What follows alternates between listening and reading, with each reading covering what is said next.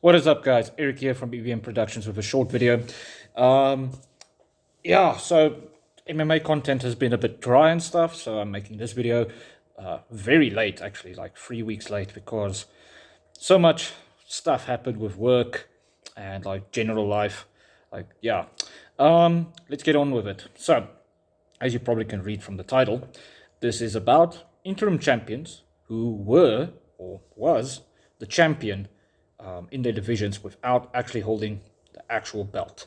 I'm going to simplify the terms there, but there's no terminology for this, but we can just legit say this person was the technical champion. So the first person in my mind that pops up is somebody else, but the first person that will pop up in your minds is most likely Tom Aspinall, which I understand fully why the public consensus would feel that way, and I personally feel that way, because he has literally devoured all of his opponents at heavyweight, outside of when his knee went pop, and he has the interim title and he's defended it. It's so crazy to think about that. The champion, because they got injured or some odd thing happened, leads to an interim champion defending that belt and then them retaining it, because usually that's an indication of their skill level. And also, sometimes, like in the person I'm going to lead to right now, that person that has the interim title, like, for example, let's say, for argument's sake, or just an example, let me just make an example. Tom Aspinall, let's say he's waiting for John Jones to decide on if he's going to fight Tom Aspinall. But in a shocking twist of events, Francis Ngannou relinquishes his current PFL title and he comes back to the UFC, and those two fight. Ngannou never lost his belt in the UFC. He won another world championship in another organization. And he beat the guy that John Jones just beat to solidify that he's still the champion. And he beat him better, much better than Jones, like domination. So him and Aspinall fight. Out of those two, that decides who's the real champion. You can't say a guy that's lost 3 years ago, that is 42, that has more defenses as a champion, yes, but kind of has a weaker resume if you look at it compared to Tom, and even Ngannou, in my opinion. Sorry, that's a personal opinion. You can't say the winner of Tom versus Ngannou then for the interim title is not a more valid win than Stipe, that is way past his prime and has been losing since 2021. You understand? Like, it was very clear when him and John Jones were in that octagon that he's far past his prime. It's not over his prime. It's bad. I looked at it and I was like, I know a lot of people are going to tell me, like, no, it didn't look that bad, but it looked horrible. And that's why this is a win, but it's kind of like how DC defended versus Derek Lewis. It was a meh win. And in hindsight, that's true, because Lewis didn't go on streaks winning again consistently past then. And he never came close to the title and stuff like that again. He lost every time a big fight popped up. And that is still true. I like Derek Lewis, respect to him. I think he could be one of the top dogs, but obviously there's other stuff there's many reasons why he isn't. But you can't say he's one of the best wins. Same thing with John over Stipe right now. So I feel Tom Aspinall is the current real heavyweight champion. Not real, technical, before some people jump on me.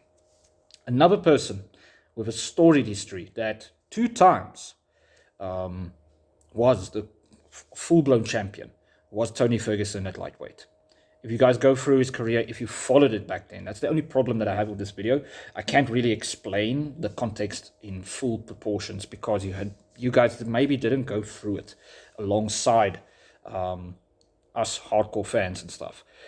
Tony defended that belt, that interim title. He gained it off of a weird fight, but a very good win, because the same guy ended up beating one of Habib,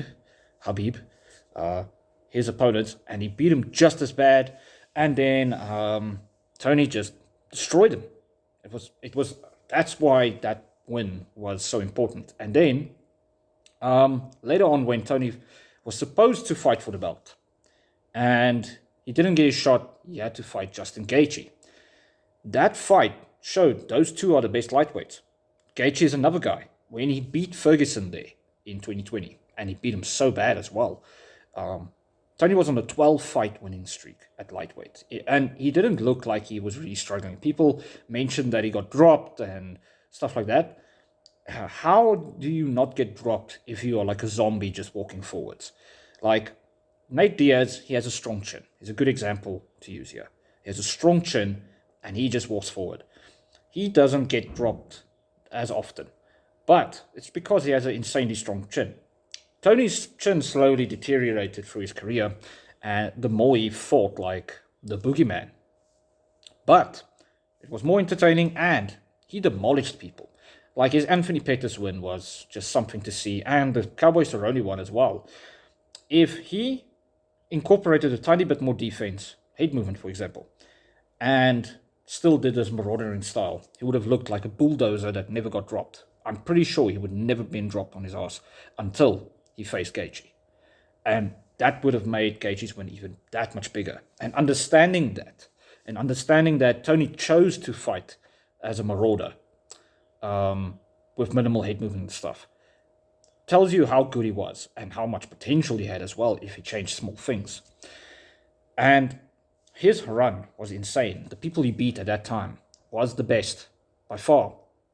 A lot of people go back on his resume and is like, no, it's not good wins anymore. Guys, he fought guys that were at their prime or the end of their primes. And that's why after that, those guys fell off. But anyway, Tony was definitely the champion. I think once or twice. I need to go back through his record. I don't have it open right now. I wanted to do that, but I said, nah, it's okay. Then Justin Gaethje, when he beat Tony, he was on a 4 or 5 fight winning streak before he faced Khabib. Now, Khabib really showed why he regained the championship there.